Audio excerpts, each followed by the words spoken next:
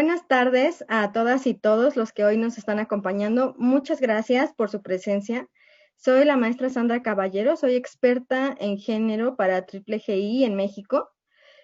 Pues bueno, hoy es nuestra última sesión de esta serie de 4 sesiones, 4 webinarios que hemos realizado sobre las herramientas de género e inclusión en proyectos de crecimiento verde y en cambio climático.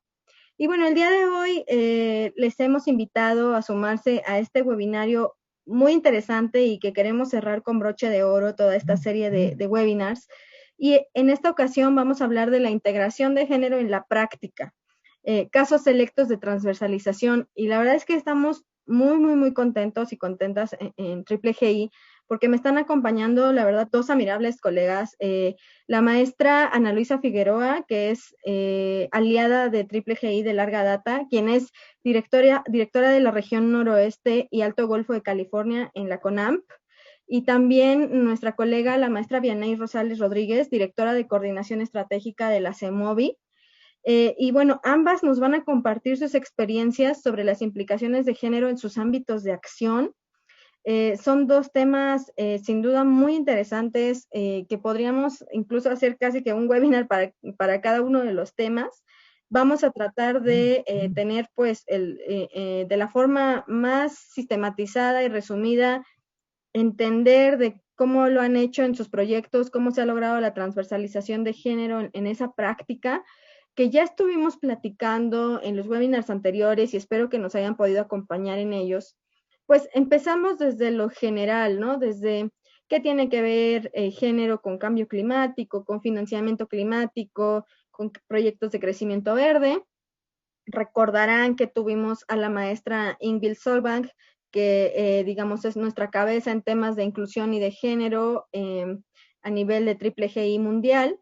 Y bueno, ella nos fue llevando de la mano sobre las implicaciones teóricas y conceptuales de género con cambio climático y nos dio muy buenos argumentos, la verdad, para impulsar el tema, ya sea por el lado económico, por el lado de los derechos humanos, por el lado de la justicia social. Entonces, bueno, ahí tuvimos unas primeras herramientas y un primer acercamiento a qué tenían que ver estos dos temas y después nos fuimos adentrando.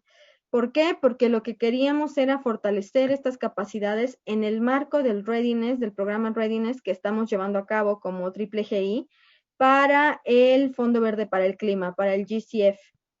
Y bueno, ahora tengo el gusto de presentarles de nuevo a la maestra Ana Luisa Figueroa, quien nos va a hablar de un tema súper interesante. La ponencia es las mujeres como agentes de cambio en la adaptación al cambio climático. La maestra Ana Luisa cuenta con 20 años de experiencia en manejo de áreas naturales protegidas, fortalecimiento de comunidades hacia la sustentabilidad, planeación estratégica y evaluación de efectividad en manejo de las áreas naturales protegidas. Fue líder, incluso fue en el marco del programa Hombre y Biosfera, en reconocimiento al excelente manejo de áreas naturales protegidas.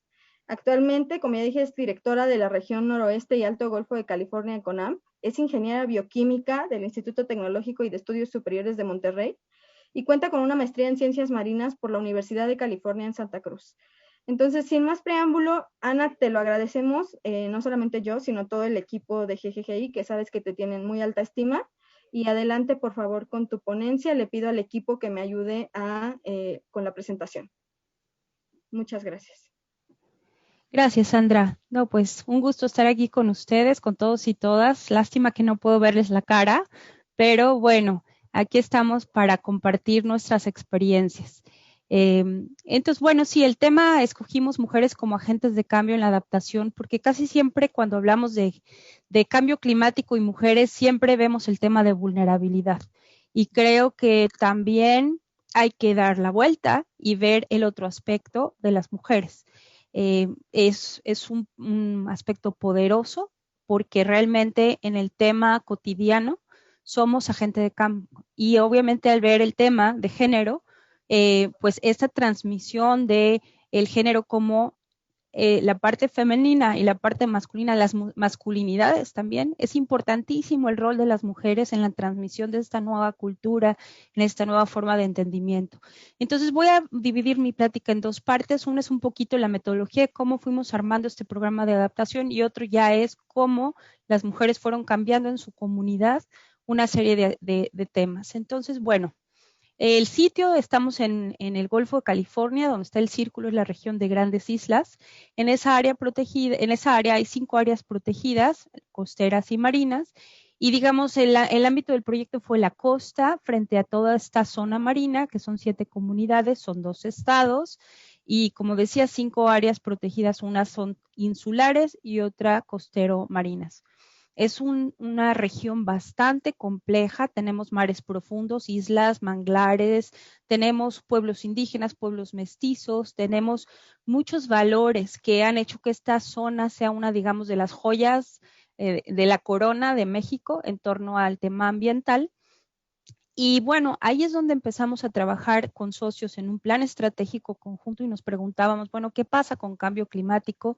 Y finalmente pudimos armar todo este proceso para construir el programa de adaptación al cambio climático. Pero de entrada, pues ya sé que ya lo vieron, pero es importante recordar por qué es tan importante el enfoque de género y interculturalidad cuando hablamos de un plan de adaptación. Pues porque los efectos del cambio climático son diferenciados debido a la desigualdad. La vulnerabilidad no es un tema nada más social ni es un tema ambiental, tiene que ver con la posición que tú te encuentras en ese contexto social. En varios informes coinciden que los que sufrirán mayor las consecuencias en cambio climático, pues van a ser las comunidades más pobres y vulnerables del mundo, incluyendo pueblos indígenas. Entonces, si tú tienes de la desgracia, o bueno, para mí es una bendición, pero si eres una mujer indígena y estás en el contexto de cambio climático, digamos que tienes doblemente el potencial de ser muy vulnerable, pero al mismo tiempo tienes ese potencial de ser un factor de cambio. Entonces, cuando construimos el plan de adaptación de cambio climático, que generalmente le llaman PACS, pues realmente era importante para nosotros el meterle esa G en medio, la G de género. Y este plan de adaptación de cambio climático con enfoque de género es una herramienta para orientar que la implementación de estas medidas de adaptación realmente se hagan de forma con un enfoque género responsivo. Y me imagino que ya lo vieron. Una cosa es ver las cosas con un enfoque de género, o sea, el decir, bueno, ¿cómo ven de forma diferente hombres y mujeres las cosas? Pero el hablar ya de género responsivo quiere decir que queremos hacer un cambio. Entonces, primero, las mujeres son agentes de cambio porque su conocimiento y experiencia son claves que deben de sumarse en las acciones de mitigación y adaptación. Digamos, una política pública, cuando no lo ves con este enfoque de género, tienes como una media naranja y te falta la otra mitad. Quiere decir que estás viendo solo la mitad de la vulnerabilidad, pero te estás perdiendo la mitad de la solución. Entonces, no estamos completos. Ahora, las desigualdades que hay con género se entrecruzan con esta vulnerabilidad y riesgos, y por eso muchas veces esa vulnerabilidad asociada ayuda a que no puedas tener a las mujeres presentes. Entonces tenemos que tener mucho cuidado de trabajar con equidad. Recuerden, la equidad es lo que nos lleva a la igualdad y la equidad es trabajar de forma diferente con cada uno de los grupos para asegurar que las brechas de desigualdad se disminuyen. Entonces, trabajar con un enfoque de género para asegurar que las mujeres están presentes es que tenemos que pensar en todas las cosas que se nos ocurran para asegurar que la participación de las mujeres sea activa, así como de los pueblos indígenas y de los diferentes grupos etarios también que a veces están en desventaja. Entonces, el proceso que llevamos nos permitió identificar vulnerabilidades diferenciadas entre hombres y mujeres y fortalecer la participación integral de esas mujeres. Entonces, al trabajar con el enfoque género responsivo, implica que identifiquemos, comprendamos e implementemos acciones para cerrar esas brechas de género y que superemos los sesgos de género históricos en las políticas e intervenciones. El ser género responsivos en la aplicación significa que contribuyamos de una forma proactiva e intencional, planeada, sesgada, si ustedes lo quieren ver, para promover esa igualdad de género. Entonces, una política, programa o plan que no es género responsivo no nada más buscamos con esto el no ocasionar un daño, sino realmente una política pública género responsiva se orienta a aspirar a algo mejor, es decir, a esa reducción de las desigualdades. Entonces, ¿qué hicimos? Bueno, fueron muchos años y yo sé que ahorita que ya aprendimos cómo, lo haríamos mucho más rápido, pero digamos, largo camino fue, pues, porque antes que nosotros en la zona, pues, no se había hecho un trabajo así. Y aprendimos en el camino. Entonces, en el 2013 empezamos con talleres con asesores, talleres presenciales con académicos, actores claves, servidores públicos. Fueron 24 dependencias donde estábamos entendiendo y construyendo un modelo conceptual. Pero nos teníamos que ir a las comunidades para asegurar que esa realidad que nosotros entendíamos de la zona realmente la compartían las comunidades. Y empezamos con las comunidades mestizas, trabajando con el enfoque de género y trabajamos una campaña de mercadeo social. Esto es muy importante porque es lo que vamos a hablar en la segunda parte.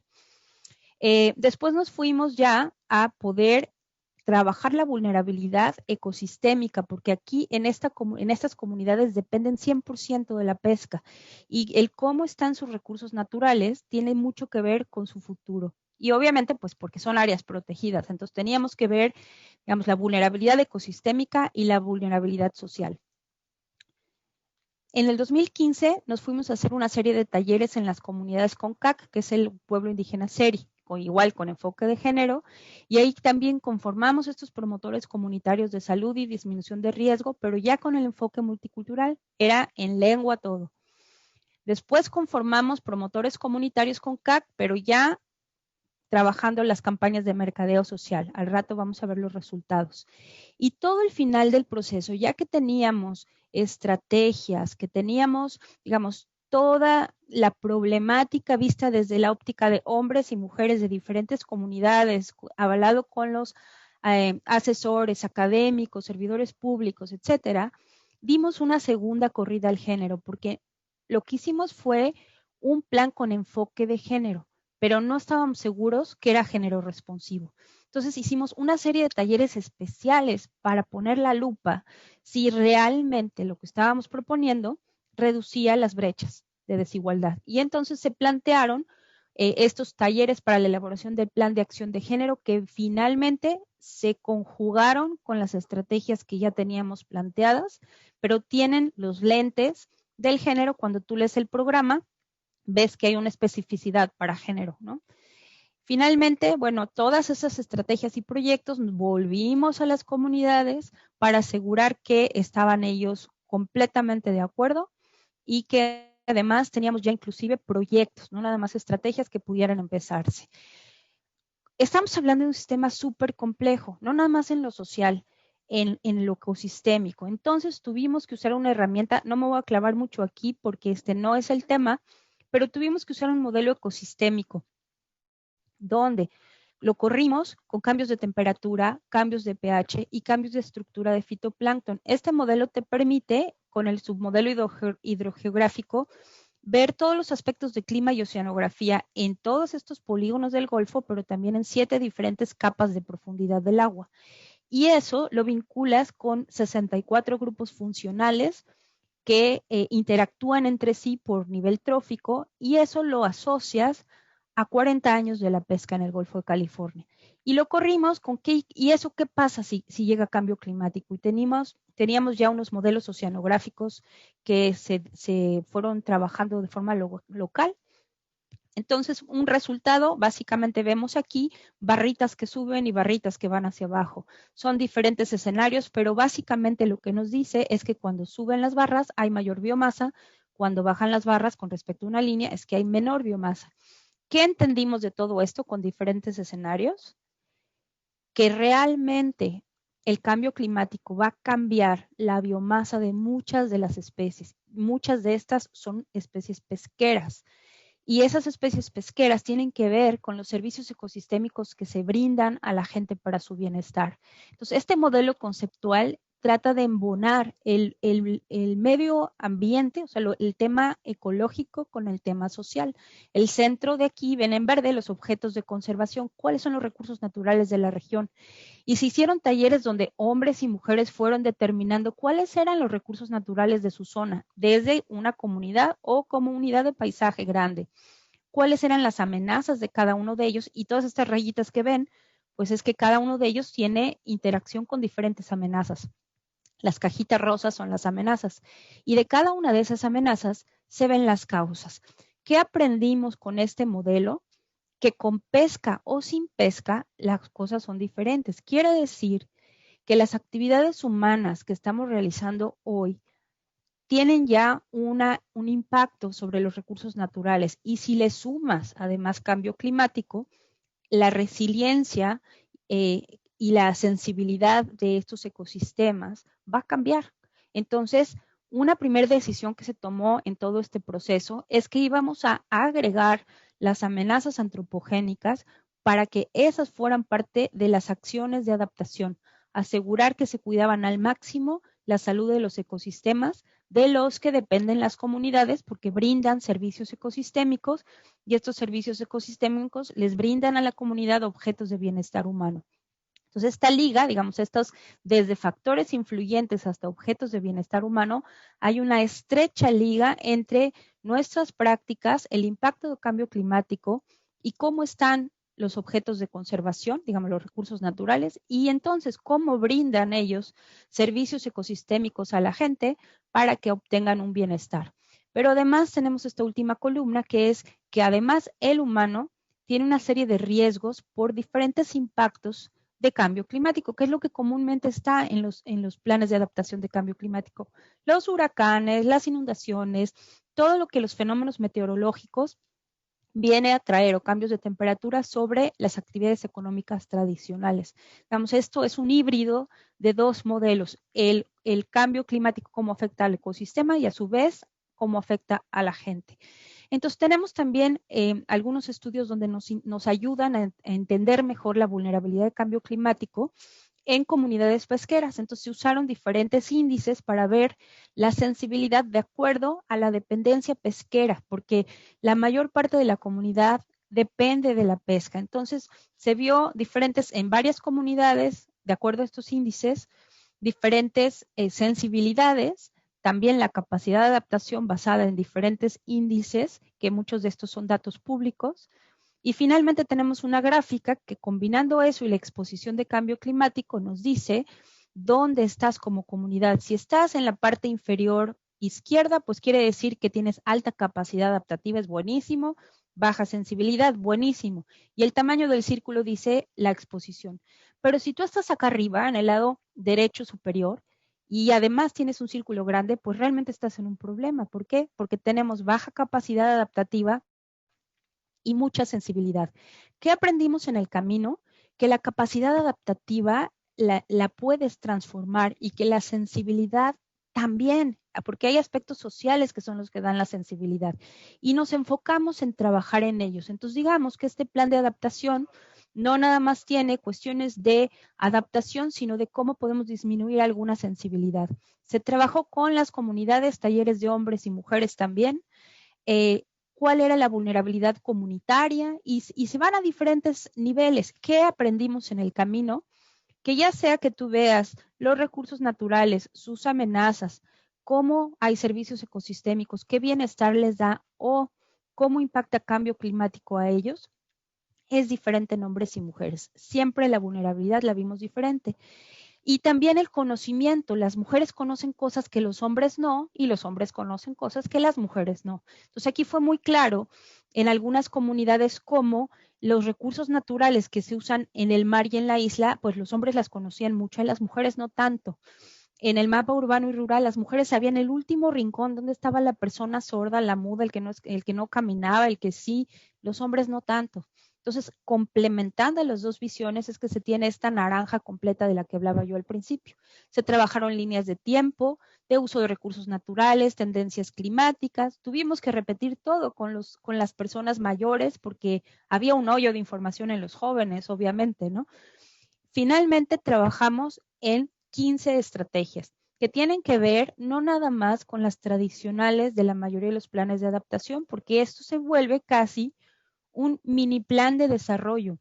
Si nosotros no tenemos la capacidad de transformar estas comunidades a que tengan prácticas más sustentables, el impacto del cambio climático va a ser mucho mayor. ¿Por qué? Pues porque dependen al 100% de los recursos naturales. Entonces, digamos, ya que teníamos todo este plan y teníamos una serie de estrategias, proyectos, posibles acciones que se trabajaron bastante con las comunidades, pero no con todo mundo en las comunidades, vimos la necesidad de hacer algo más, porque cuando hablas de cambio climático en un lugar donde realmente no hay muchísima influencia de todos los diferentes programas que hablan de cambio climático, y es gente sencilla que va todos los días a pescar y regresa y no es un académico y que va a todos estos webinars y seminarios como los que ustedes tienen posibilidad de ir, pues realmente el cambio climático es un mito. Entonces teníamos que lograr cómo poder comunicar a las comunidades, a todos en la comunidad que había un cambio climático, cuáles eran los impactos que iba a tener en su vida diaria y qué podían hacer para poder disminuir ese riesgo. Entonces, usando métodos de mercadeo social que ya habíamos trabajado antes en la reserva, pudimos realmente hacer este cambio. Entonces, el objetivo de este proyectito que hicimos de mercadeo social enfocado a cambio climático, pues fue posicionar el tema de cambio climático y la importancia de acciones de adaptación en la comunidad, pero también vimos que la mayor amenaza, digamos, hacia los recursos naturales de los que dependen y que se exacerba cuando llega cambio climático, es la pesca no sustentable. Entonces teníamos que ayudar a que esta comunidad fuera adoptando acciones de pesca sustentable para que pudiera bajar un poquito esa presión y los recursos naturales, todos estos recursos pesqueros, pudieran estar en mejor condición de poder resistir los cambios de temperatura y los cambios de estructura de fitoplancton y demás, ¿no? Entonces, ¿qué hicimos? Pues no lo hicimos nosotros, lo que hicimos fue transferir los conocimientos a promotores comunitarios para aumentar la resiliencia y mantener el estado de conservación de los recursos pesqueros. Y claro, buscamos, como toda campaña de mercadeo, un eslogan, se derramaron una cantidad de materiales, hubo canciones hechas por los locales, etcétera. Y pues este bobo que ven aquí, pues es porque la mascota de las campañas anteriores era un pájaro bobo, que es una de las especies más importantes allá. ¿Qué queríamos lograr? Bueno, uno, que los pescadores respetaran las zonas núcleo de las reservas de ahí, que son sitios donde se dejan descansar los recursos para que se restauren, que implementaran nuevos instrumentos de conservación de la actividad pesquera. Ejemplo, pues que pudieran respetar vedas o que ellos pusieran vedas para asegurar que recursos pesqueros que todavía no están con mucha información, pero que son pescados por ellos, pudieran dejar descansar cuando están reproduciéndose. También, si ellos los convencíamos de la importancia de esto y entendían que para tener una pesca a largo plazo y poder los recursos naturales estar en mejor condiciones de soportar el embate de cambio climático, tenían que hacer un cambio, pues también tenían muchas limitantes para ese cambio, porque si muchos de ellos eran irregulares y no tenían permiso y vendían el pescado pues a un comercializador, aunque fueran irregulares las actividades, pues realmente cuando te cambias a la legalidad, a lo mejor dejas de ganar algo de dinero en esa transición. Por eso estábamos pensando que una barrera que había que quitar era esa barrera económica. Y por eso empezamos a darle valor agregado a sus productos y adoptar actividades económicas alternativas, además de seguir siendo pescador, para diversificar la economía de los pueblitos y asegurar que fueran un poquito menos sensibles a cualquier cambio que hubiera en los recursos naturales, de los recursos pesqueros, porque obviamente vimos con el modelo ecosistémico que si algunas especies de peces o de invertebrados bajaban su biomasa y era justamente lo que pescaban, pues esos pescadores iban a tener una disminución en su economía. Entonces había otras alternativas económicas que pudieran ellos poder explorar, pero dar ese brinco de ser pescador a ser turistero, de ser pescador a ahora ser otra cosa más, ¿no? Pues obviamente es un cambio muy brusco y teníamos que empezar a trabajarlo con ellos. También con las mujeres familiares de los pescadores, pues lo importante era que reconocieran los beneficios de respetar esas zonas núcleo y la relación con la economía familiar y la certidumbre a largo plazo de la actividad pesquera. Ellas también, aunque casi siempre cuando decimos pescadores no se ve la mujer, la mayor parte de la cadena productiva de la pesca son mujeres. La cantidad de mujeres involucradas en la pesca es increíble, nada más que son invisibles, como muchas veces, porque los derechos de acceso a los recursos generalmente están en el poder de los hombres, aunque ellas también participan en la actividad productiva. Y también queríamos promover el respeto de estas zonas núcleo para que hubiera estas zonas de restauración. Con ellas las barreras fueron muy parecidas. La remoción de barreras era que participaran en proyectos de valor agregado y pudieran tener otras actividades productivas alternativas. ¿Qué hicimos? Bueno, hubo un grupo de nueve personas, pescadores y esposas de pescadores, que los formamos como promotores comunitarios para que nos apoyaran en la transmisión de los mensajes clave de la campaña de pescador a pescador, no con nuestro lenguaje, no como gente de fuera, sino de ellos a ellos. Y los entrenamos en varios temas. Pues muchos de ellos eran técnicos. Los más importantes, que son la clave para poder engarzar esto, es técnicas de educación y comunicación efectiva. Ellos tenían que aprender a comunicar lo que habían aprendido a los otros. Entonces, primero llevaron estos dos cursos y luego les empezamos a dar otros, importancia de las reservas de la biosfera, normatividad pesquera, pero entendiendo para qué me sirve una veda, para qué me sirve una cuota, para qué sirven los permisos, no para que no lleguen y te multen, sino entender en el manejo pesquero por qué es importante eso, por qué es importante dejar descansar un recurso, no pescarlo cuando está reproduciéndose. Es un poquito de la lógica de cómo funcionan las cosas. Organización pesquera, beneficios de respetar las zonas de restauración pesquera, cambio climático, porque pues tenían que entender qué es el cambio climático, cómo puede pegar en su comunidad y también, perdón por el error ortográfico aquí, medidas de adaptación del Plan de Adaptación de Cambio Climático, del PAC. Empezar a sensibilizar a los demás de qué era una medida de adaptación. Ejemplo, todos los años aquí llegan los huracanes, se inundan las letrinas y es un problema de salud. Entonces, ¿qué íbamos a hacer? Antes de la temporada de huracanes íbamos a ver cómo se fortalecía para que se les diera cal y se prepararan para que no se inundaran las famosas letrinas y no fuera un problema de salud. Se hicieron comités de, por ejemplo, de reducción de riesgos, donde si venía un huracán, pues sabían dónde estaba la persona que ni siquiera caminaba para sacarla al albergue. Entonces ellos ya tenían mapeado su comunidad, pero el chiste es que la demás gente entrara en acción. Y por eso ellos aprendieron todo esto. Trabajamos junto con ellos, con el personal de la reserva y vemos la botarga y ellos se fueron así como esa famosa tienda de catálogo que ibas casa por casa. Bueno, pues aquí se fueron panga por panga, pescadería por pescadería, casa por casa y lo que hicieron fue transmitir por qué era importante conservar sus recursos, qué pasaba con el cambio climático, qué medidas de adaptación habían y cómo podían entrarle. Pues como vemos, hicieron desde desfiles, cine en tu casa, visitaron pangas, hicieron pintaparedes. Lo más importante es que ellos se dieron cuenta que si ellos habían adquirido nuevos conocimientos, también podían cambiar este conocimiento. Entonces, este mercadeo social, pues básicamente transmitieron todos estos mensajes en eventos comunitarios, cine en tu colonia, pláticas con pescadores y familias, pláticas con niños, mensajes cortos, músicos locales componiendo canciones. Y básicamente la remoción de barrera era brindar alternativas para ese cambio. ¿Se acuerdan que al principio les comenté que también formamos a grupos indígenas en que fueran estos promotores para las campañas? Bueno, la campaña en sí de cambio climático decía, si cambia el clima, yo también cambio, aprendiendo y adaptándome. Y se hicieron campañas, bueno, aquí vemos un franelógrafo enseñándoles qué era el cambio climático, pues a todo el pueblo en la comunidad, pláticas con, aquí se ven las promotoras aquí abajo, igual personal de la reserva con eventos comunitarios, y aquí arriba es un evento precioso que hubo con el grupo CONCAC, donde para ellos la tortuga es sagrada, entonces el que llegara una botarga de tortuga, bueno, le cantaron en lengua y obviamente todas estas emociones se van asociando con todos estos mensajes.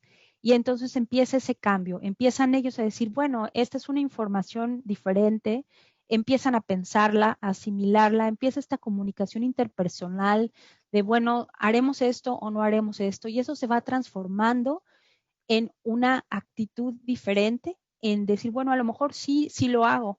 Y si tienen una serie de preocupaciones, bueno, pero no podría hacerlo por esto y por aquello, y le vas quitando esas barreras, entonces dan el brinco a un cambio de conducta. Les voy a decir 3 resultados porque no hay tiempo para más. Pescadores que al 10 principio, minutitos, Ana. gracias, pescadores que respetaban la zona de restauración al principio, 58%. Bueno, teníamos mucho trabajo en esa comunidad, no empezábamos de cero. Entonces, 58% al principio, 97% al final. Tenemos un sitio control para asegurar que no llegó algún programa de televisión y en una telenovela les explicaron todo y cambiaron todo México, ¿no? Entonces, pues aquí se ve claramente que fue un aspecto de la campaña de nosotros de 58 a 97%, cuando el sitio control quedó igual. Las mujeres de pescadores, de las familias de pescadores, que veían beneficios de respetar esa zona de restauración pesquera, del 33% al 100%. Pero estos son los que más me gustan. Estos son ya los enfocados hacia el conocimiento sobre cambio climático. Entonces, aquí decíamos, del 18% inicial de gente que decía, conozco lo que es el cambio climático, y decíamos, bueno, al final nos vamos a poner de meta que sea 45. El 51% de los entrevistados, que fueron muchas entrevistas, conoció de 18 a 51%, conocían qué era el cambio climático y sus efectos. Queríamos también una meta de 33% inicial a 60% de pescadores artesanales que conocen la importancia de realizar acciones de adaptación al cambio climático. La línea base era 33, queríamos 60, logramos 84% de los entrevistados conocían la importancia de realizar acciones de adaptación. Aquí teníamos otra, aumentar a un 82%, de un 82% inicial a un 92%, los que estarían dispuestos a adoptar acciones de adaptación para ayudar a mantener estables los recursos pesqueros.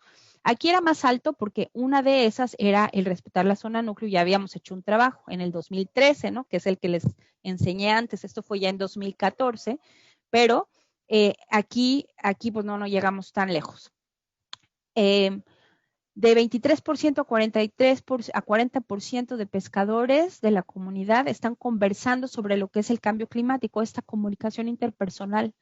Del 23% queríamos 40, llegamos a 60. Y así nos vamos, ¿no? Básicamente es cómo vamos trabajando un cambio de que la gente vaya hablando de ello, queriendo hacer algo nuevo y demás. Entonces, ¿qué les brindó a estas personas? Aquí vemos pues cómo movilizaron a su comunidad. Es nada más un ejemplo de toda la gente que se sumaban, ¿no? Pues primeramente les dio orgullo por sí mismos y la mayor parte, digamos, sí participaron hombres, pero realmente quienes movían todo aquí eran estas 5 mujeres. Entonces ellos tienen el orgullo por ser capaces de aprender algo nuevo, por trabajar en la conservación, por brindar otras alternativas a su comunidad, por trabajar el bien común. Entonces, digamos, esto es un resultado adicional de lo que puedes usar como un agente de cambio a personas que simplemente hablando con otras personas y sabiendo del tema pueden engarzar a una comunidad entera a poder ellos buscar algo diferente. Y finalmente también decían, en estas comunidades están inmersos en que no hay esparcimiento, hay muchas adicciones, hay muchos problemas, ¿no? Entonces tenían pues actividades de esparcimiento, transmitiendo mensajes de las campañas, promoviendo el orgullo y sobre todo una esperanza al cambio. Entonces, realmente las mujeres empoderadas son un poderosísimo agente de cambio en las comunidades y no nada más eso, las ideas, que eso es lo que a mí se me hace más importante. Cuando tú trabajas con una comunidad e invitas a quien sea, llegan los que pueden, ¿no? La mayor parte de las veces llegan los hombres, porque están acostumbrados a que ellos son los de los títulos, de los derechos, etcétera. Si tú diseñas bien tu proceso y encuentras el mejor horario acciones afirmativas de género como tener una guardería, el darles un lonche para que se puedan llevar a su casa porque no tuvieron tiempo de preparar la comida mientras estaban en tu taller, ¿no? Si tienes cuidado desde principio al final, las mujeres participan de principio a fin, fortaleciendo tremendamente una política pública que sea más realista, pero las ideas que tienen son buenísimas. ¿Por qué? Pues porque son esa otra mitad, ¿no? Entonces vienen a hacer cosas muy creativas, tienen que ver mucho con la cultura.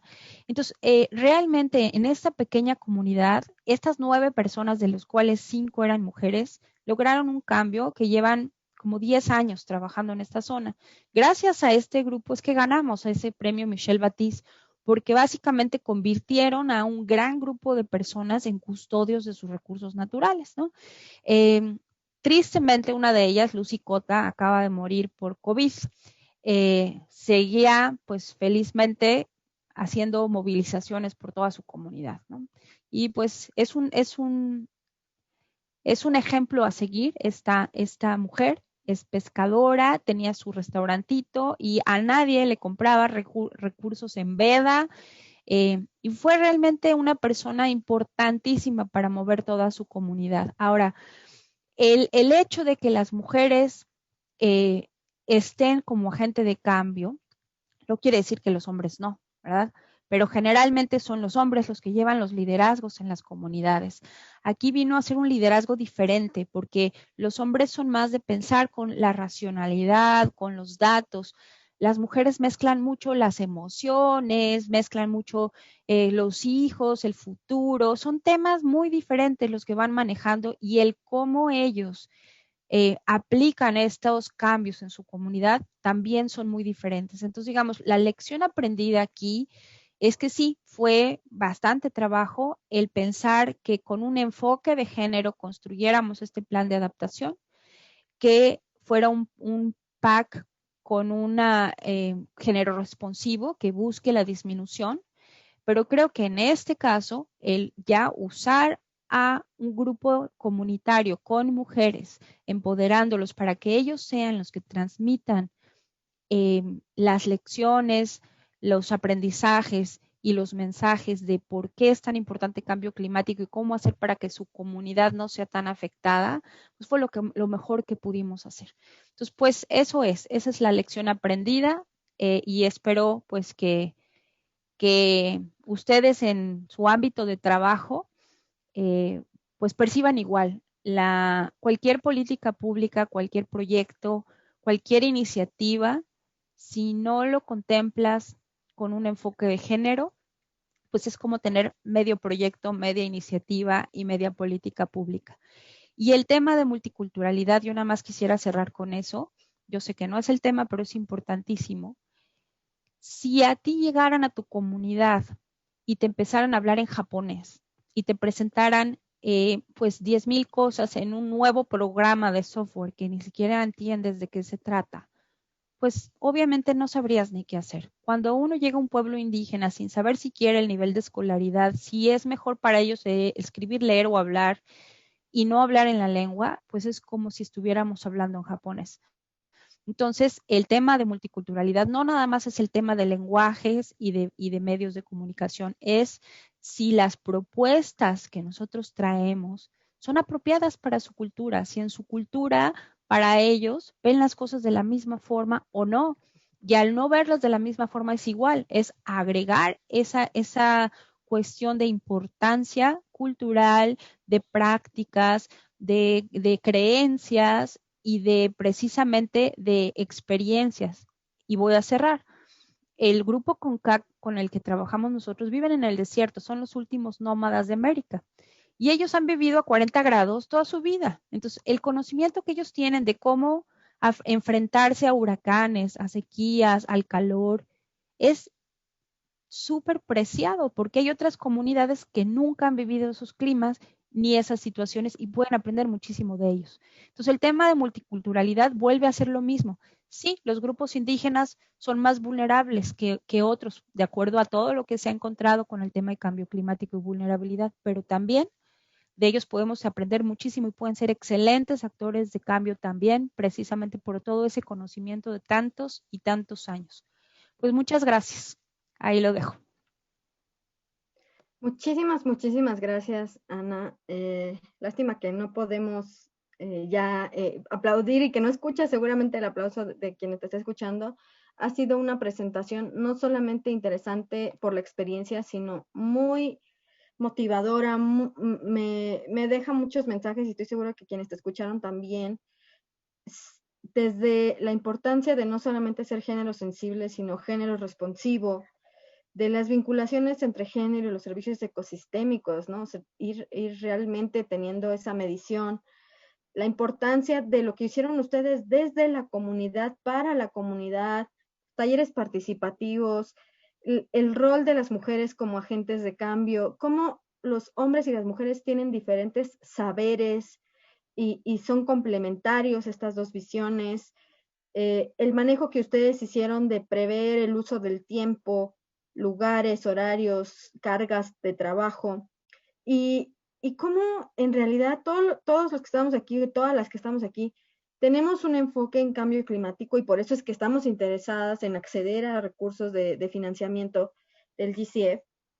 Y digamos, si el enfoque central es que necesitamos comunicar la urgencia de la lucha contra el cambio climático, sí o sí esa comunicación tiene que ser diferenciada como ustedes lo hicieron en el proyecto. Y es muy iluso pensar que una comunidad nos va a entender en los mismos términos y que además son términos complejos, servicios ecosistémicos, áreas naturales protegidas, etcétera, etcétera. Entonces, eso que ustedes acaban de mostrar realmente a mí me parece un caso, un faro, ¿no? Un caso de éxito muy importante sobre cómo además no solamente hubo género, sino multiculturalidad, un desarrollo participativo, desarrollo comunitario, y que tengamos bien presente esto que acabas de decir, vas a tener medio proyecto. Mientras no tengas la visión completa, estás trabajando a medio gas, ¿no? Entonces, otras cosas que me gustaría que la gente se llevara de mensajes de esta presentación es esta frase que me gusta mucho, es una frase muy poderosa de llegan los que pueden. Es verdad, ya lo vimos en términos de género. Cuando yo les hablé de las herramientas para analizar quién hace qué, a quién le toca qué, no es nada más para analizar y ya está. Es que es una herramienta de gestión para que después cuando hacemos el proyecto sepamos que va a haber horarios en los que las mujeres no pueden venir, va a haber actividades a las que los hombres no se sientan llamados, va a haber liderazgos a los que las mujeres no se atrevan a acceder. Entonces, toda esta parte de cómo tu proyecto, Ana, se planificó, se ejecutó y se monitoreó, ¿no? Desde esta perspectiva, es realmente un ejemplo práctico, mexicano, actual, de que sí se pueden hacer cosas y proyectos con perspectiva de género. Entonces, felicidades por este proyecto tan exitoso y por la tenacidad que caracteriza tu trabajo, Ana. Muchas felicidades y muchas gracias por compartirlo. Y bueno, ahora, además de que les invito a que hagan sus preguntas, me gustaría pasar a la siguiente ponencia y presentar a otra colega también que muy amablemente nos va a apoyar hoy con otro enfoque que tiene que ver con movilidad. Nuestra colega, la maestra Vianey Rosales Rodríguez, que nos va a hablar de la movilidad con perspectiva de género, el caso de la Ciudad de México. La maestra Vianey es economista por el Instituto Tecnológico Autónomo de México, con una especialidad en evaluación socioeconómica de proyectos y una maestría en desarrollo urbano por la Universidad Católica de Chile.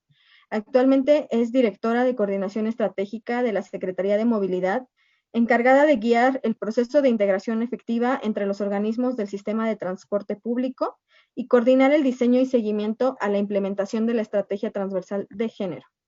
La maestra cuenta con 10 años de experiencia en el sector público y ha participado en distintos proyectos de planificación urbana, infraestructura vial, transporte público. Y bueno, es un gusto y un honor que puedas estar con nosotros. Vianey, te lo agradezco muchísimo. Le pido al equipo que nos ayude con tu presentación. Y bueno, va a ser seguramente también un tema y una perspectiva diferente, pero también muy vigente e interesante. Gracias, Vianey, adelante, por favor. Sí, decía, muchas gracias por la invitación y este espacio para poder compartir diferentes experiencias en diferentes sectores de la vida. Yo les voy a hablar de la movilidad con perspectiva de género, el caso de la Ciudad de México. En la Ciudad de México al día se realizan 19 millones de viajes, de los cuales el 33% se realizan en transporte público, el 32% caminando, el 13% en metro y casi el 5% en Metrobús, RTP y transportes eléctricos. De acuerdo con el Banco Interamericano de Desarrollo, en América Latina y el Caribe, más del 50% de las personas usuarias del sistema de transporte público son mujeres. Pese a ello, las políticas y proyectos de movilidad en muchas de las ocasiones no consideran que las mujeres y los hombres se desplazan en la ciudad de diferente manera. Cuando observamos la cantidad de mujeres que realizan sus viajes en transporte público, se debe pensar si la ciudad está diseñada para nosotras, si estamos siendo consideradas en el diseño de las políticas públicas. Muchas veces existen sesgos y no está considerado que las mujeres y los hombres somos distintos. En la Constitución de la Ciudad de México se señala que toda persona tiene derecho a la movilidad en condiciones de seguridad, accesibilidad, comodidad, eficiencia, calidad e igualdad. La pregunta es, ¿cómo logramos garantizar este derecho a la movilidad para que las mujeres y hombres tengamos esta posibilidad? La manera de vivir y desplazarnos en la ciudad muestra distintas problemáticas para los hombres y para las mujeres. De ahí la importancia de contar con una perspectiva de género al planear y diseñar acciones y proyectos que pongan a las mujeres en el centro de atención. Esta visión permite que no se potencien las desigualdades entre hombres y mujeres que hoy existen. En diferentes estudios que se han realizado en la Ciudad de México, se identifica que ciertos problemas afectan de manera particular a las mujeres, lo cual nos reduce la posibilidad de movernos con libertad, seguridad y dignidad. Dentro de estos principales problemas se identifica la falta de perspectiva de género en las políticas de movilidad, la inseguridad y violencia y la falta de accesibilidad. En términos de movilidad y cuidado, existen ciertos roles sociales que asignan actividades y responsabilidades diferenciadas entre hombres y mujeres. En particular, las labores de cuidado del hogar y de la familia son acciones que principalmente desempeñan las mujeres. Se identifica que para realizar estas actividades existe una alta dependencia de las mujeres del transporte público. Los principales motivos de viaje de las mujeres van desde visitar a familias, consultas médicas, ir de compras, llevar a los niños a la escuela, no sé, acompañar a algún familiar a hacer algún mandado o lo que sea. Estos motivos de viaje son sumamente diferentes a los motivos de viaje de los hombres, que principalmente suelen ser trabajo y escuela. Estas situaciones visibilizan unos patrones muy complejos en el desplazamiento de las mujeres. A esto es a lo que nosotros nos conocemos como movilidad de cuidado.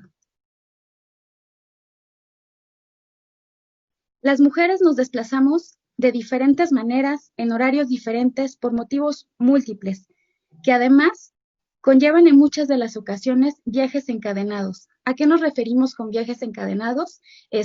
Sale la mujer en la mañana, lleva al niño a la escuela, pasa a hacer pago de servicios, pasa al supermercado, y esta cadena de viajes implica en muchas ocasiones uso de diferentes medios de transporte, caminar un trayecto, utilizar una micro, a lo mejor topar el metro, y esto implica elementos diferentes de movilidad, porque para la mujer representa mayor tiempo y mayor costo, a diferencia del hombre que sale de su casa y a lo mejor va directamente al trabajo. Estos elementos en muchas de las ocasiones no son considerados al momento de pensar en las políticas de transporte público y quedan desatendidas las necesidades específicas para las mujeres. En términos de inseguridad y violencia sexual, La inseguridad es uno de los problemas que más persisten en el sistema de transporte público. Es una de las principales limitantes para que las mujeres puedan moverse de forma autónoma, cómoda y segura. En diferentes entrevistas que se han realizado a las mujeres, recientemente se hicieron unas en los centros modales de transferencia. Las mujeres señalaron que más del 50% de las mujeres entrevistadas afirman haber recibido algún piropo ofensivo o mirada morbosa. 3 de cada 10 mujeres indican que han sufrido algún acoso sexual. El 33% de las mujeres mencionaron haber sentido miedo de sufrir un ataque sexual. Y adicionalmente, 8 de cada 10 mujeres no saben cómo realizar una denuncia. Estos datos son sumamente alarmantes en materia de políticas públicas. ¿Qué hemos hecho como mujeres para sentirnos más seguras? En materia de movilidad, lo que hacemos es ir acompañadas en el transporte público, no salir en las noches o no salir muy temprano, no caminar solas en las calles, cambiar de rutas constantemente, usar el vagón exclusivo en metro, metrobús. Estas medidas, si bien ayudan a sentirnos seguras, no debería ser el patrón. Deberíamos poder disfrutar de manera libre de la ciudad, movernos con libertad, y hoy eso no está pasando, o no sucede en muchas de las zonas de la ciudad. En cuanto a accesibilidad, se identifica que existen distintas condiciones que vulneran la experiencia de las mujeres que usan el transporte público. Por ejemplo, la falta de iluminación, la poca visibilidad por obstáculos físicos en los trayectos que puedan desde basura hasta puestos ambulantes en los diferentes zonas cercanas a las estaciones, el exceso de ruido en estaciones o en las propias unidades de transporte público, el identificar ciertos grupos de hombres en ciertas zonas específicas a horas específicas. Todos estos factores son visibilizados como elementos del entorno que agudizan el temor y el miedo a ser violentadas en la ciudad. Los problemas de accesibilidad se pueden resumir en la siguiente frase: la amenaza de violencia sexual limita la movilidad de las mujeres, afectando las decisiones que hacen respecto al cómo y cuándo moverse en la ciudad, que implica repercusiones cruciales para la igualdad de género. Ante esto, la Secretaría de Movilidad ha reforzado sus esfuerzos y compromisos para desarrollar e implementar acciones integrales que permitan generar condiciones para que este tipo de situaciones sean atendidos de manera efectiva. En 2019 se diseñó el Plan Estratégico de Género y Movilidad, el cual consta de 3 ejes principales: la reducción de violencia sexual y agresiones hacia las mujeres en el transporte público, fortalecer la paridad de género y cultura institucional en el transporte público y la atención de necesidades y patrones de viaje de las mujeres de manera efectiva. Estos 3 ejes estratégicos están asociados a 8 líneas de acción específica, cada una de estas con diferentes metas. Los principales resultados que se obtuvieron de este plan estratégico, el primero es en cuanto a la infraestructura segura y vigilancia oportuna para la prevención de violencias sexuales y agresiones hacia las mujeres. En el caso de los CETRAM, en 2019 se realizó un estudio, el cual fue publicado a inicios de este año, que es Análisis de la movilidad, accesibilidad y seguridad de las mujeres en 3 centros de transferencia modal. ¿Qué hace este estudio? Darnos un panorama y un diagnóstico de cómo se están moviendo las ciudades que utilizan los centros de transferencia modal. ¿Qué nos proporcionó? Los insumos necesarios para poder iniciar la transformación y adecuaciones de los centros de transferencia en la Ciudad de México. Desde 2019 se han implementado mejoras de iluminación en el entorno exterior de 27 centros de transferencia modal y se han instalado en 14 CETRAMs superpostes para mejorar la vigilancia, y estas acciones en materia de seguridad tienen perspectiva de género. ¿Para qué? Para que las mujeres se sientan más seguras cuando están transitando por la ciudad. En 2020 se han continuado con las acciones de mantenimiento para mantener en óptimas condiciones esta infraestructura de vigilancia. Adicionalmente, en Metro, creo que la mayoría de ustedes deben conocer los módulos de Viajemos Seguras o han escuchado hablar de ellos. Estos son espacios diseñados para las mujeres que viven alguna situación de violencia, no solamente en el transporte público, sino en su vida. Actualmente hay varios módulos que recientemente fueron remodelados, que están en las estaciones de Valderas, Hidalgo, Pantitlán y Pino Suárez, y actualmente está en remodelación el módulo de La Raza. Adicionalmente, Metro, dentro de sus medidas de seguridad con perspectiva de género, ha mejorado la iluminación y vigilancia en diferentes estaciones. Se instalaron 275 luminarias y 350 postes en 59 estaciones de la Ciudad de México. El objetivo es ir incrementando estas estaciones, mejorando la visibilidad y accesibilidad en todas estas estaciones para que las mujeres se sientan seguras al llegar a estos puntos de la ciudad. También en cuanto al transporte concesionado, se han realizado importantes esfuerzos. Al día de hoy se han instalado más de 10,000 kits de cámaras GPS y botones de auxilio en diferentes unidades de transporte público. El objetivo es, al cierre de este 2020, tener cubiertas 15,500 unidades de transporte público. Adicionalmente, se han reforzado los espacios exclusivos que se diseñaron en 2019 para mujeres, tanto en Metrobús como en Metro.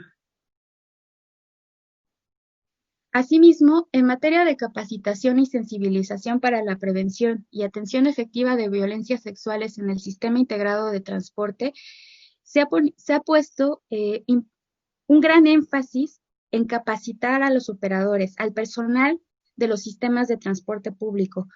Cuando hay algún suceso de violencia en los sistemas de transporte, ellos son el primer contacto de las víctimas.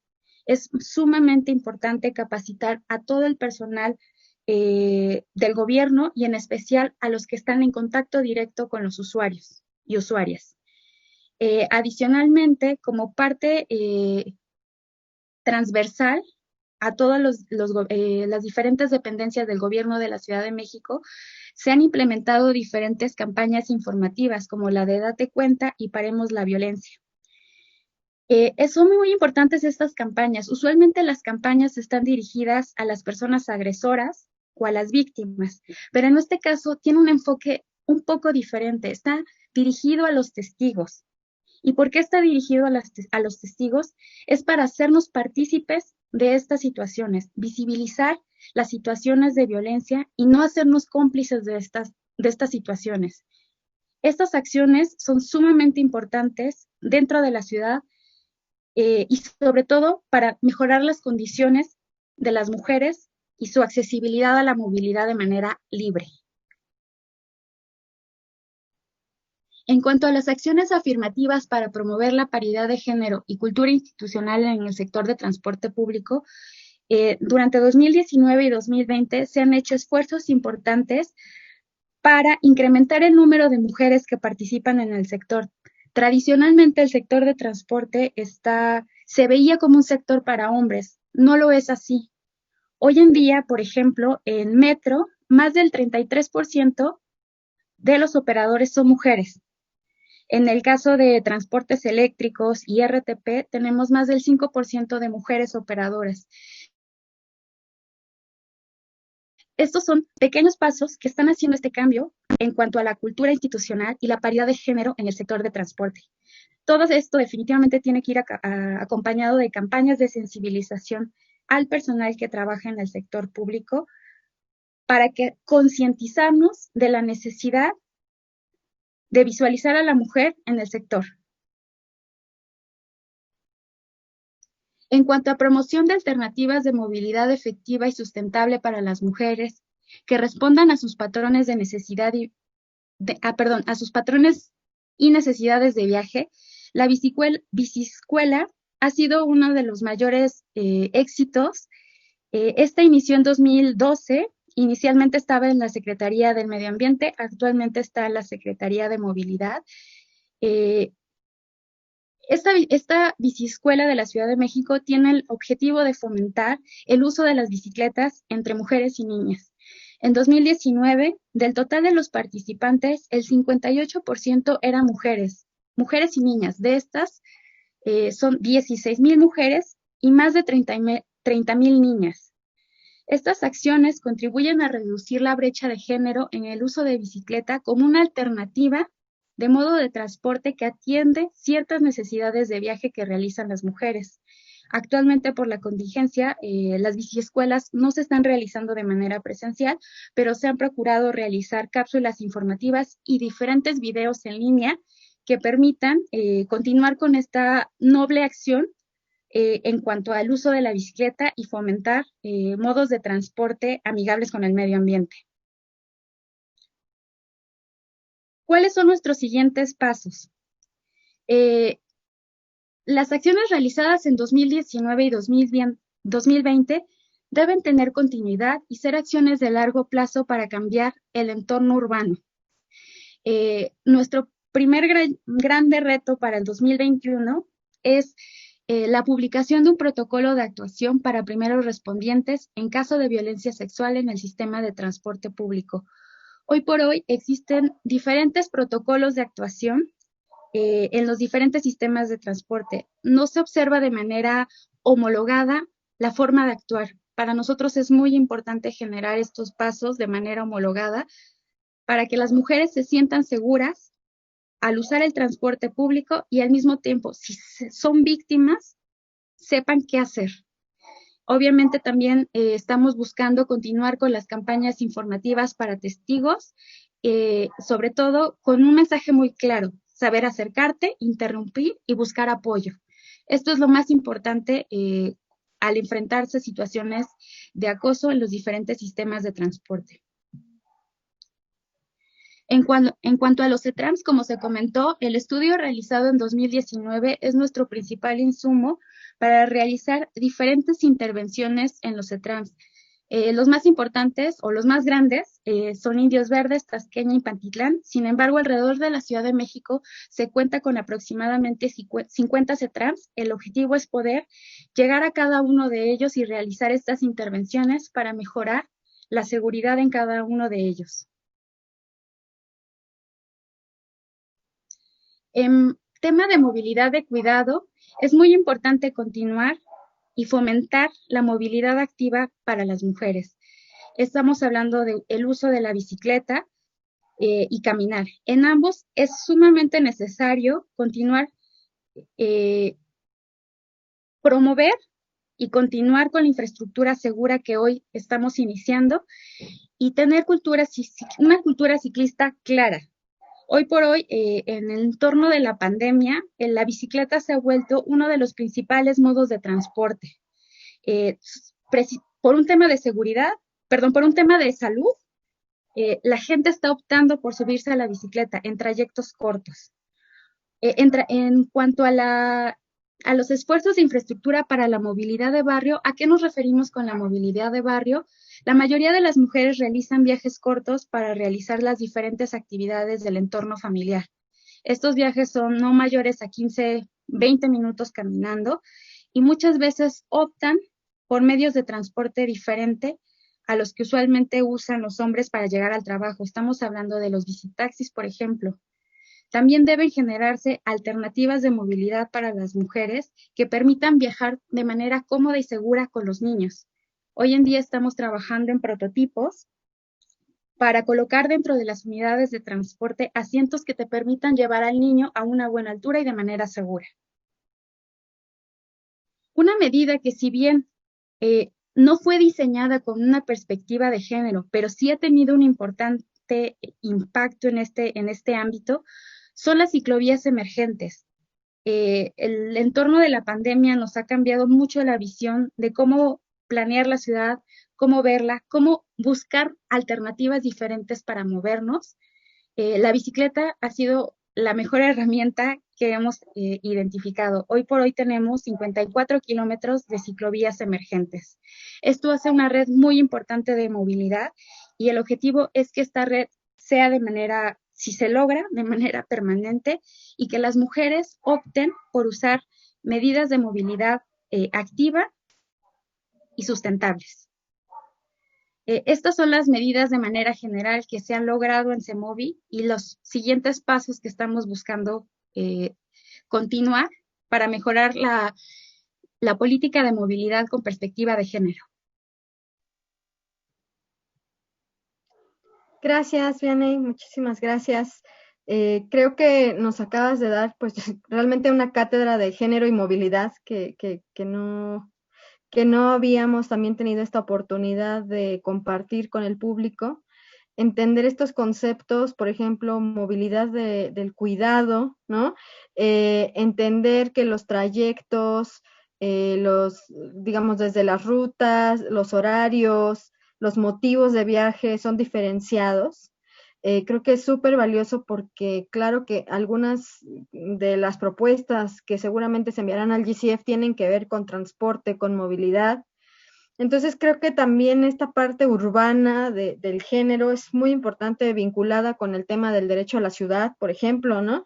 El uso del espacio, la violencia de género, esta parte de los viajes encadenados que realmente es algo que nos deja pensando que claro, es que hay todo medio mundo que no hemos estado viendo, que hemos estado ciegos a esas implicaciones de género y que realmente si queremos tener una ciudad pues incluyente, con desarrollo, etcétera, pues necesitamos también ver este enfoque, ¿no? Me gusta mucho, rescato también la parte del enfoque nuevo que están utilizando para las campañas de atención y prevención de la violencia, con el enfoque dirigido a las y los testigos, cómo las personas nos tenemos que implicar, ¿no? En todas estas situaciones y no solamente verlo pasar de reojo.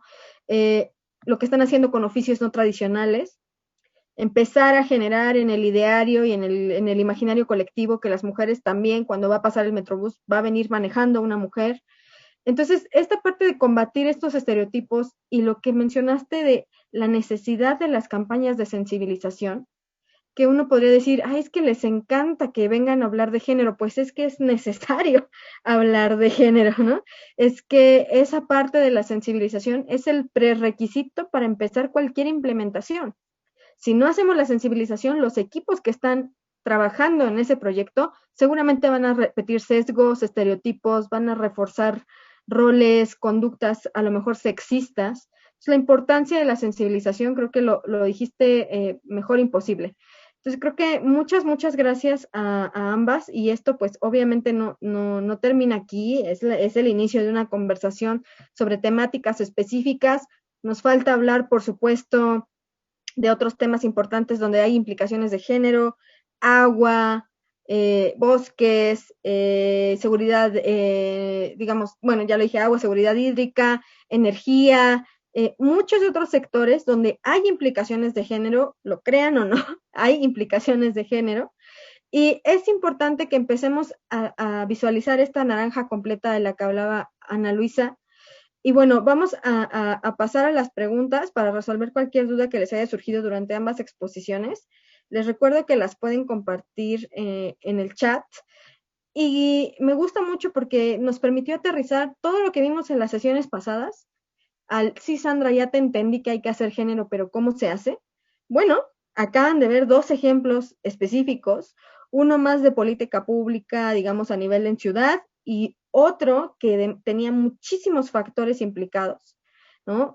Una zona, digamos, compleja, con diversos ecosistemas, donde había diferentes comunidades, incluso comunidades indígenas.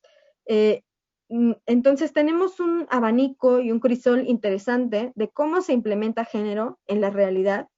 Y una cosa que me gustaría decir antes de que pasemos a las preguntas es, a veces la pregunta de muchos policy makers o quienes desarrollan proyectos me dicen, bueno, Sandra, pero es que, a ver, no estoy siendo yo, no estoy teniendo una visión estereotipada al decir que es que las mujeres viajan para ir al mandado, viajan porque van a ir a visitar a la mamá y a la suegra. A ver, una cosa es que vamos a atender ahorita esa es la realidad. Ahorita las mujeres no van solamente a la oficina a Santa Fe. Ahorita las mujeres van a hacer estos mandados encadenados. Entonces, no podemos, como yo decía, ser ingenuos y decir, voy a hacer un proyecto para el empoderamiento de las mujeres que no corresponde a su realidad. En el proyecto de Ana Luisa también estaba muy bien enfocado. Las mujeres allá en este momento se preciaban de su rol de esposas. Y no por eso íbamos a hacer un proyecto, no, pero de esposas, no, al contrario. Aprovechar estos espacios donde las mujeres ya tienen una incidencia, ¿no? Y a partir de ahí irlas empoderando, pero no podemos negar la realidad. Aunque nos parezca como no, pero poner que las mujeres van a los mandados es estereotipado, pero ocurre. Y si esa es la realidad, hay que atenderla de manera diferenciada. Igual que con la parte de la violencia en el transporte. Podemos decir, no, pero es que eso también solo es el 50% de las mujeres. Bueno, más bien hay que escandalizarnos, ¿no? Como que es el 50% de las mujeres las que sufren violencia en el transporte. Entonces, estas cuestiones nos van dando mayor sensibilidad, pero tenemos que compaginar lo que estamos viendo de casos, la teoría que aprendimos en el primer webinar, las herramientas que vimos en el segundo y en el tercero, y es un trabajo que no termina aquí. Esto es la primer exposición que les estamos dando a este género, ténganlo en el radar, pero ya seguramente Ana y Vianey no me dejarán mentir, esto lleva años. El tratar de meterse el chip de género, ver todo con lentes de género, incluso multiculturalidad, etcétera, no es de un día para otro. Entonces, implica un trabajo, implica un esfuerzo de construirse, de formarse de nuevo, y es a lo que les estamos invitando el día de hoy. No es el único recurso que tienen estos webinars de Triple GI. Hay muchas instituciones que ya están haciendo también un trabajo muy fuerte, desde los mecanismos para el adelanto de las mujeres, desde los organismos internacionales. Entonces, no vieron ahí en la transmisión, pero les pusieron aplausos a Ana. Entonces, viene ahí la gente pone los aplausos. Voy a empezar a ver la pregunta. Primero bueno, hay una para Ana y luego voy a hacer otra para Vianey por los tiempos. Ana, la parte de los talleres parece que llamó la atención. ¿Tú recomendarías hacer los talleres para alguien que quiere hacer esta parte de procesos participativos? ¿Los talleres por separados, talleres solo para mujeres y luego solo para hombres, los talleres mixtos, ambas cosas? ¿Cómo es tu experiencia? Bueno, yo creo que lo primero que tenemos que respetar es que no es una decisión nuestra. Yo creo que así como estabas hablando, ¿no? Es que cómo es violencia, cómo esto, cómo aquello. Yo creo que el primer aspecto que tiene que tener una persona o un equipo cuando va a trabajar con un proyecto social, indistintamente de si es en ciudad, en pueblito o en donde sea, es la humildad de reconocer que tú solo eres el instrumento que va a ayudar a planear. Pero ¿quién es la audiencia hacia quien está dirigida esa política pública o ese proyecto? Entonces, sí, podemos tener una idea, ¿no? Una idea de qué queremos y a dónde vamos, pero a fin de cuentas tenemos que tener la humildad de ir con los actores involucrados a decidir con ellos, ¿no? Entonces, en este caso, yo lo que recomendaría es, va a depender de en dónde y de la comunidad y de la cultura con la que tú vas. Y voy a dar un ejemplo. Hay lugares donde tú vas con las mujeres y te dicen, es que yo quiero tener un espacio totalmente separado porque quiero decirte cosas que yo no diría en frente de los hombres. Hay otras comunidades donde eso no sucede. Hay otras donde los hombres te dicen, yo quiero tener aparte porque las mujeres no me dejan hablar, ¿no? Entonces, creo que lo importante es que en cada lugar que vas a ir, tienes que asegurar que las instancias de participación que tú tienes, que son estos talleres o foros, son los adecuados para que se genere la mayor confianza posible y que las personas puedan hablar de todos los temas con mucha libertad y con el acceso igual para todos de poder expresarse sin que nadie los calle. Y si deciden que es separado, está bien. Lo que es importante es que no debes de irte como si fueran dos carreteras, una para Acapulco y otra para Veracruz, ¿no? Tienes que hacer una trencita, porque si trabajaste con las mujeres, los hombres tienen que saber qué pasó. Claro, no les vas a decir lo que ellas no quieren, las intimidades que a lo mejor salen, que a lo mejor quisieran que se digan de forma genérica, ¿no? Pero no de quién lo dijo ni cómo lo dijo. Entonces creo que aquí lo importante es preguntarles, ¿cómo te sientes más cómodo? Si es más cómodo separado, separado. Pero si lo haces separado, es importante recapitular. Nosotros tuvimos, si vieron, son muchos talleres. De cada uno, con los CONCAC teníamos 4 réplicas de cada uno en cada comunidad. Y les voy a decir por qué. Porque obviamente teníamos un taller de hombres y uno de mujeres. Pero también sucede que hay comunidades donde hay grupos donde están separados. Entonces, a veces, imagínate que estás en una comunidad donde todos no embonan en el mismo salón. A lo mejor hay una comunidad pequeña donde un grupo prefiere no estar con el otro grupo. Pues entonces vas a dejar a uno de los dos fuera. No, vas a tener una réplica para que todos vayan y se sientan con confianza a decir, así arrancamos en la comunidad y nos dimos cuenta que en este caso de esta comunidad, pues a lo mejor no era tan necesaria tanta réplica, ¿no? Pero lo que sí es importante es que en cada taller arrancábamos con qué pasó con el taller de hombres y mujeres para dar el siguiente paso, ¿no?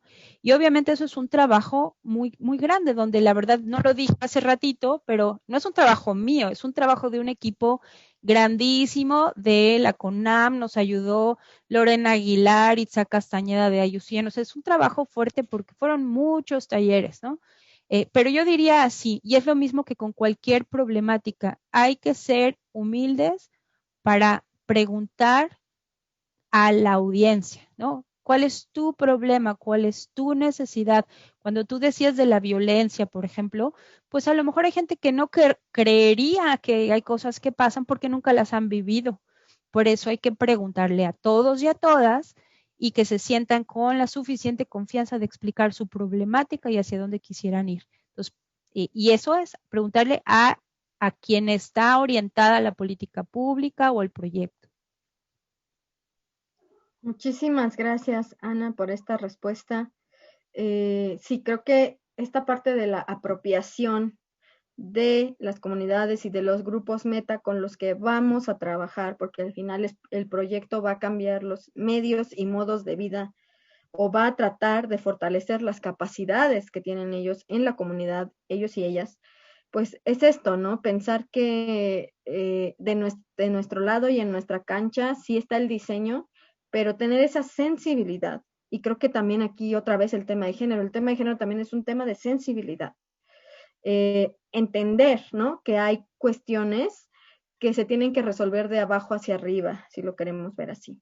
Entonces, sí, coincido y simplemente también abonar que hay que tomar en cuenta las características de la población en el sentido de, por ejemplo, alfabetización, por ejemplo, es justamente, ¿no? ¿Quién puede o quién está acostumbrado a alzar la voz? ¿Quién se queda atrás? ¿Quién se sienta en las últimas filas?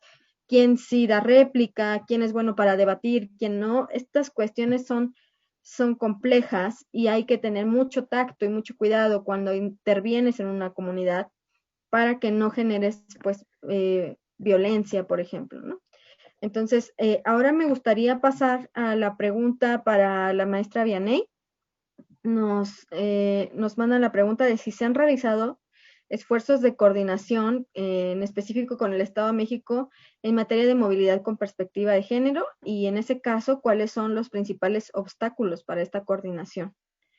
Entonces, Vianey, por favor. Es el mayor gran reto, sobre todo por la cantidad de personas que circulan, que se desplazan en la ciudad, entre la Ciudad de México y el Estado de México. Eh, sí se han realizado diferentes, de hecho son grupos focales, grupos de trabajo, para ver cómo atender estas necesidades. Muchas veces también en esta parte influye la parte política administrativa. ¿Quién se hace cargo de qué tramo? ¿De qué temas? ¿De qué necesidades en específico? Siempre es buscar trabajar en coordinación y no solamente con el gobierno del Estado de México, sino también al interior de la Ciudad de México. Todas estas acciones siempre son coordinadas con diferentes dependencias y estoy hablando desde Secretaría de Mujeres, Juzgados Cívicos, C5, Secretaría de Seguridad Ciudadana, los propios organismos. Todas estas acciones siempre son en colaboración con otras instituciones. el tema de género y movilidad no se puede atender de manera aislada. Siempre son acciones en coordinación, y el mayor reto que tenemos efectivamente es con el Estado de México por el gran flujo y gran movilidad que existe de personas en esta zona metropolitana. Muchísimas gracias, Vianney. Y creo que acabas de mencionar algo súper valioso. Las cuestiones de género, al ser transversales, no podemos esperar que se resuelvan, ¿no?, de un solo lado. Entonces, estas implicaciones en muchos ámbitos de la vida, con diferentes instancias que tienen diferentes atribuciones, responsabilidades, límites, etcétera, creo que hace más complejo este abordaje, primero género sensible, después género responsivo y después género transformador, que nos puede ayudar realmente a cambiar los paradigmas y a propiciar que la movilidad tenga este enfoque, que por cierto, los nuevos debates también pues ya están abordando no solamente la movilidad, pues, sino realmente a la entrada de la electromovilidad, ¿no? ¿Cómo va esto también a diferenciarse pues por los roles que impone la sociedad a mujeres y hombres? ¿Quién se va a beneficiar? ¿Quién no? En estas transiciones hacia nuevas tecnologías y hacia nuevos nichos, ¿cuál va a ser el rol de las mujeres en específico? Si como beneficiarias, como participantes, como agentes de cambio, se van a beneficiar o van a estar relegadas de esto. Todas estas nuevas preguntas son también el por qué el tema de género siempre está vigente, ¿no? Porque no terminamos de dar las respuestas a los sectores ya tradicionales y aparecen nuevos sectores, aparecen nuevas preguntas. Ya lo decía yo, género y electromovilidad, existen otras muchas interrogantes, y lo interesante acá es no quitar el dedo del renglón. O sea, podríamos decir como, es que ya hablamos de género muchísimo tiempo, bueno, ya hemos hablado de género muchísimo tiempo y aún así no se logra que todos los proyectos tengan género. Y es de ahí que viene la exigibilidad por parte de los grandes organismos internacionales y de los, digamos, fondos climáticos, de meter la perspectiva de género ya no por justicia social y por convencimiento, sino también como requisito, porque se ha visto que el avance es muy lento y que por voluntad propia es muy difícil que las instancias implementadoras asuman el enfoque de género. Entonces, pues estamos viendo que sí hay forma de implementar este enfoque de género, que ya lo escuchamos, tampoco es sencillo, que se requieren capacidades, que se requiere trabajo coordinado, que se requiere colaboración de muchos actores, sectores, personas, etcétera, pero que tengamos esta conciencia de que mientras nosotras y nosotros digamos, este tema no es importante, es muy probable que nuestro proyecto no cumpla los objetivos o no sea sostenible o esté replicando y reforzando roles de género. Entonces, con esa reflexión me gustaría que nos quedáramos de estos 4 webinars. Nosotras y nosotros que estamos viendo esta capacitación, tenemos, como ya lo dijeron justo, el privilegio no de estar en esta capacitación específico, o sea, no que, bueno, que gracias Sandra por darnos este privilegio, ¿no? Sino realmente somos personas privilegiadas porque podemos acceder a diferentes tipos de información. Y sabemos a partir de ahora que el enfoque de género es relevante y crucial para confeccionar y planificar nuestros proyectos desde el inicio. Recuerden, no es que después se lo ponen como accesorio y como anexo y ya está, ¿vale? Entonces, pues yo de nuevo quisiera agradecer a nuestras destacadas ponentes del día de hoy. Como pueden ver, estos ejemplos diversos, pues sin duda el género tiene grandes implicaciones que van a impactar directamente en el desarrollo de nuestros proyectos y que pueden representar el éxito o el fracaso de las iniciativas. Y bueno, de nuevo les agradezco a todas las y los colegas que nos acompañaron el día de hoy y que se dieron el tiempo de asistir a todos los demás webinars. Tuvimos una participación, la verdad, muy nutrida, creciente. Parece que después empezó a existir mucho más interés en el tema. Como les dije, los webinars van a estar directamente colgados en nuestro canal de YouTube de Triple GI México para su acceso, para su consulta, y con mucho gusto también nosotros como Triple GI vamos a estar a sus órdenes para cualquier duda sobre transversalización de género, sobre la parte de salvaguardas sociales, etcétera. para que los proyectos que enviemos al GCF sean suficientemente adecuados y fuertes en estos aspectos. Entonces, pues muchísimas gracias, les deseo un excelente fin de semana y hasta la próxima.